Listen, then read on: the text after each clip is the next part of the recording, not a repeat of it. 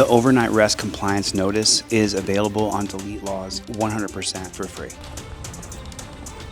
Hello? Hello? Police department, anybody in here? Hello? Ma'am? Sir? Hello? Hello? I know someone's in here. This is the police department. Hello? Anyone in here? Hello? Ma'am? The police department. Hello? Is anyone in here? Wake up. Rise and shine. Rise and shine. I know someone's in here. Hello? Wake up. Wake up. Hello? I know someone's in here. You're in the situation where you're in your car and you're asleep. What I'm gonna do is I'm gonna slip out the sunroof my overnight rest compliance notice. Let me show you how I do it. Get out this vehicle, man. This is the police department. Get out.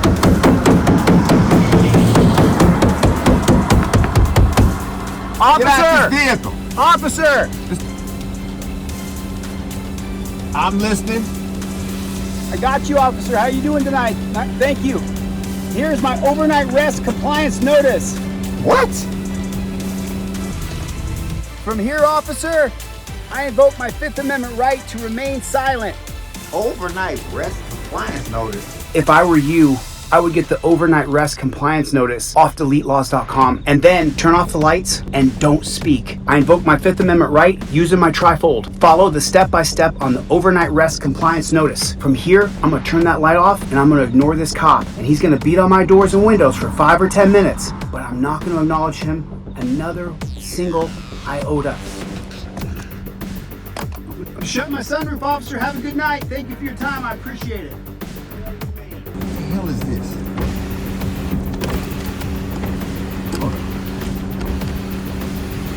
Overnight rest compliance notice. What? Hey, this is bogus. Get out this vehicle. Come out of this vehicle now. Get out of here. This is the police. Get out of this vehicle now. Overnight rest compliance notice? What the hell is this? Well, I don't have any exigent circumstances. He hasn't said anything that makes me suspicious. What do I got?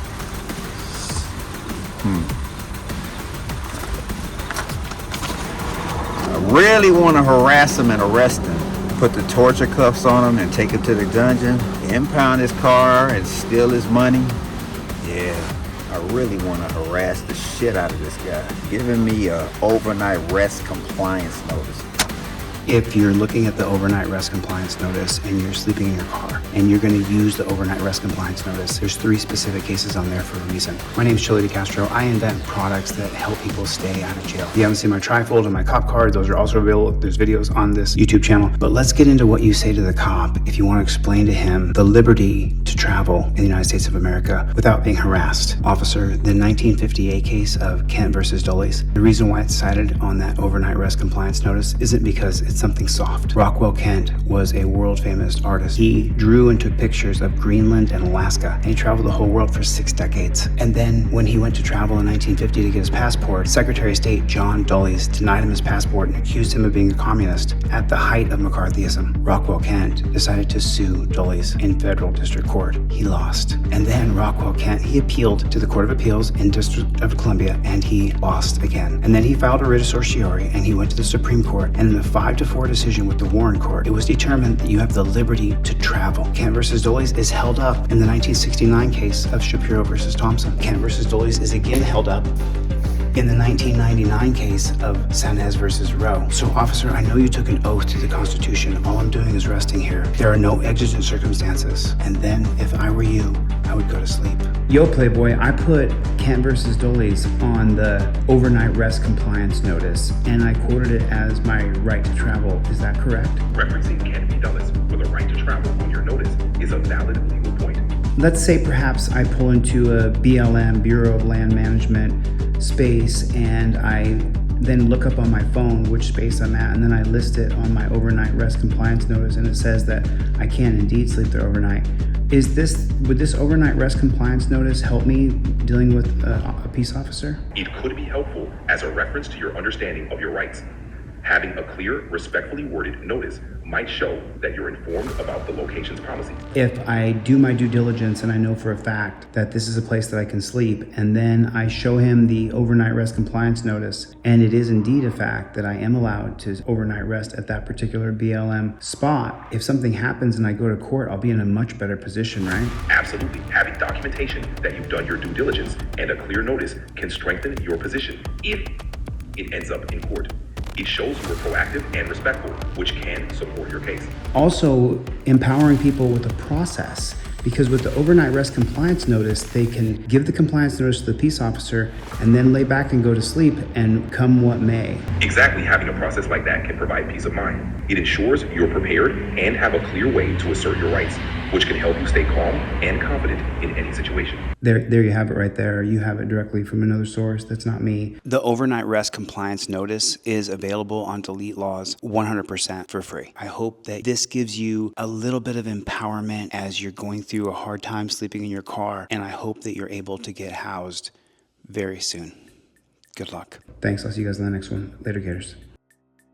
Your arms go to a touchdown position. That's how your arms do it. Your arms go to a touchdown position. You see this arm elbow bend right there? Phone's at the top of it. There's the top of the goalpost. There's the other side of the goalpost. Now I've got a touchdown position. Copper can't say I was reaching. Copper can't say nada. I had my license, registration, proof of insurance ready to go along with a copy of my driver.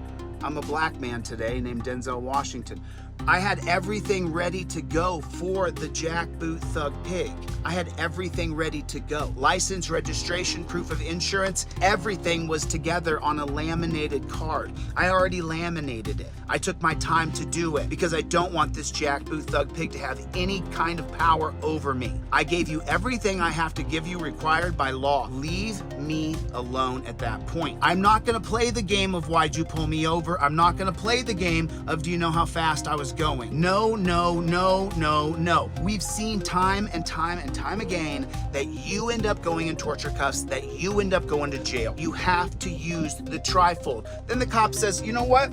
I want to search your car. And you say, okay, sure, you can search my car. And then you get out of the car. And then you turn around and you pull your trifold out and you say, you know what, I revoke consent. If I can give consent, then I can revoke consent. I revoke consent on camera. Now, from the 1914 case of Weeks called the exclusionary rule, he can no longer search. He has to stop searching. Anything he finds after the search, after you revoke consent, is no longer admissible in a court of law. If you have it on camera, doesn't matter what you have in your car after that point. You gave consent, he took your consent, used your consent, you revoked that consent, and then he searched your car anyway. It's now the exclusionary rule. No longer can he use it. Fruit of the Poisonous Tree from 1961, Matt versus Ohio.